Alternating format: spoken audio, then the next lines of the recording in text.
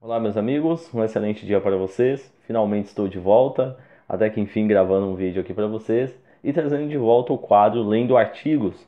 No último Lendo Artigos de número 03, eu fiz uma gravação sobre um artigo ali do blog Reacionários, que é muito bom, que eu sempre vou deixar algumas indicações aqui para vocês.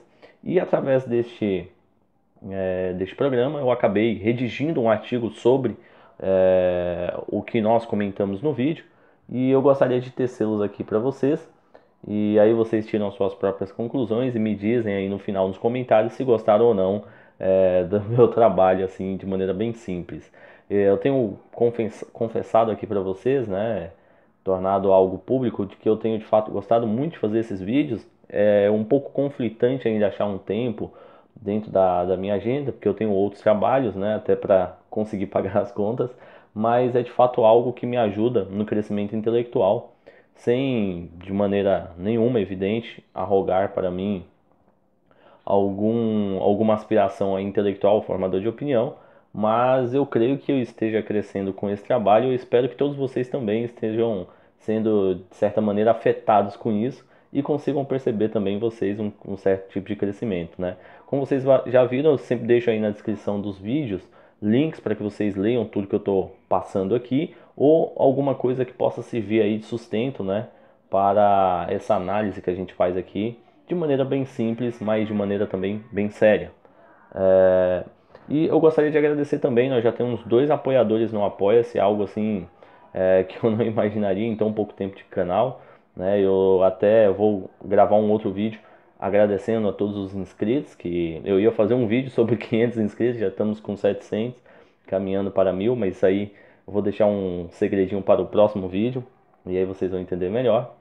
E gostaria então de agradecer essas pessoas que têm, de certa maneira, apoiado, não só financeiramente, mas ainda de maneira mais importante, com pautas, com indicações de leitura, indicações de artigos, denúncias, algumas coisas bem interessantes. Pessoas que ajudam também a corrigir os próprios textos que eu redijo, porque eu não sou uma pessoa que tem domínio da gramática, estou estudando para ver se eu consigo melhorar isso, mas leva-se um tempo, não é algo de uma hora para outra, E seguindo aquela velha máxima de que é urgente ter paciência, Nós temos problemas no Brasil, precisam ser resolvidos o quanto antes, mas a gente precisa também resolver os nossos problemas internos. Bom, vamos ao que interessa? O título deste artigo é Fernando Henrique Cardoso, o terrorista romântico. E aí começa já com a contribuição de Fernando Henrique Cardoso aos terroristas do período de 64 faz com que sua atitude e índole sejam comparáveis a daqueles playboyzinhos que compram drogas nos morros cariocas e bocadas de fumo. A insanidade mental desses indivíduos, Fernando Henrique Cardoso, os playboys e os terroristas, e a falsidade moral em retirarem de si a culpa do financiamento desses tipos de crimes chegam a ser assombrosas. O primeiro, o playboy, acha sensato adquirir sua maconha para uso recreativo, sua cocaína, LSD ou qualquer outro tipo de alucinógeno, sem financiar o tráfico de drogas, contribuindo para as mortes de todos aqueles que escolheram a vida no tráfico e também daqueles que estão reféns da insegurança e da ineficácia de maneira proposital do Estado. Inclusive, até fazer uma ressalva, provavelmente eu vá fazer ainda um programa trazendo melhor essa abordagem do crime organizado e a classe política, essa união que há entre eles. Eu só preciso me organizar um pouquinho melhor aqui, achar o material que eu separei e aí eu trago para vocês e talvez vocês consigam entender melhor essa síntese. E voltando aqui então, isso quando o mesmo não diz que todos os seus problemas e possível peso na consciência seriam resolvidos com a ideologia mirabolante, com a ideia mirabolante e a falha de liberação das drogas, Porque já expliquei em outros vídeos anteriores que essa questão de liberação de droga trata-se de uma grande falácia e provavelmente também sirva aí de um outro vídeo trazendo mais detalhes e deixando um pouco mais claro por que é extremamente falacioso a liberação das drogas e a diminuição dos crimes. A gente tem exemplos agora, por exemplo, aqui próximo, o Uruguai a todo momento tentando rever essa questão da liberação das drogas que houve lá, porque a criminalidade só tem aumentado.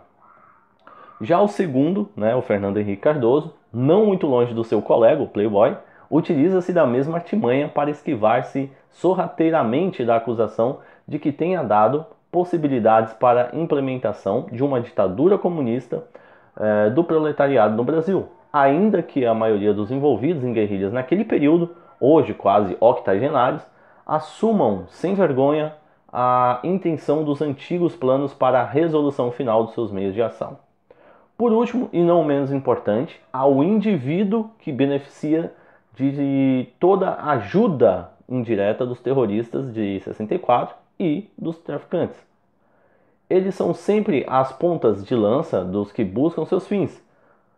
São sempre a alternativa para aqueles que não querem enfiar as mãos na lama ou agir sem que outros percebam suas malícias. E serão também os primeiros a pagarem um alto preço.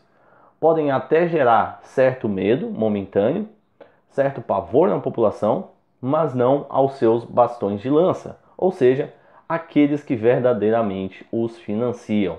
Aqui, obviamente, que eu já estou falando dos traficantes, né? Inclusive, como eu disse, nesse outro vídeo, provavelmente ficará um pouco mais claro quando eu retratar essa ligação do narcotráfico e dos partidos políticos, né? Vídeo Foro de São Paulo, vídeo Farcs, até o que vem a se tornar agora o que já até mudou a nomenclatura, já não é mais esse nome Farcs, né? As Forças Armadas Revolucionárias da Colômbia, enfim. E aí também deixar mais uma outra curiosidade aqui, para você ver também como é essa mentalidade de Fernando Henrique Cardoso. Provavelmente ele também não se culpa, né, das milhares de mortes que ocorreram na Venezuela, de todos os crimes ocasionados, né, pela liberação de maneira ali sorrateira e escondida, né, do narcotráfico, porque ainda é crime no Brasil, mas a gente vê a classe política privilegiando esse meio de ação. Em 2002, Fernando Henrique Cardoso articulou apoio contra a tentativa de golpe, no caso na Venezuela. O Tucano usou diplomacia para tentar recolocar Chávez no poder, contrariando a vontade do governo de Bush. Aqui tem um artigo do Robert Simon, do Estado de São Paulo, de 9 de março de 2013, e começa da seguinte maneira: de volta ao Palácio de Miraflores, após a tentativa de golpe de abril de 2002, o presidente Hugo Chávez escolheu um chefe de Estado em especial para dedicar seu primeiro telefonema de agradecimento, o brasileiro Fernando Henrique Cardoso. Para quem acha aí que Fernando Henrique Cardoso é de direita e há uma separação, um hiato enorme, né, entre esquerda e direita, no caso PT e PSDB, ou até mesmo a aliança latino-americana. O motivo da cortesia era a manobra diplomática liderada pelo Brasil, que naqueles dias de incerteza em Caracas buscou colocar o bloco latino-americano ao lado do venezuelano deposto e, por tabela, contra os Estados Unidos de George W. Bush. E aí fica claro porque o Brasil, ao longo deste período, né, desde o governo de FHC e ainda mais evidente no governo Lula e Dilma, tem se distanciado dos Estados Unidos, não tem sido aí um aliado político. Os Estados Unidos não pode contar mais com o Brasil, fica evidente nessas ações desde o final da década de 90 para cá. A chamada foi na manhã de um domingo de sol em Brasília, com a capital enfeitada para comemorar o centenário do nascimento de Juscelino Kubitschek, e aqui eles só comemoram o aniversário deles, né, desses amigos da ala esquerda. Do outro lado da linha, atendeu Fernando Henrique Cardoso, satisfeito com a volta de Hugo Chávez ao poder. Passadas as formalidades iniciais, o presidente brasileiro perguntou ao venezuelano se ele ouviu falar em JK. Chávez respondeu que não. Juscelino foi um grande presidente do Brasil, que passou por duas tentativas de golpe militar, uma em 56 e outra em 59, disse Fernando Henrique Cardoso. Ele foi muito sábio e anistiou os golpistas, emendou. Chávez entendeu o recado, respondeu que não pretendia punir os revoltosos. Nos anos seguintes, porém, todos acabaram perseguidos politicamente.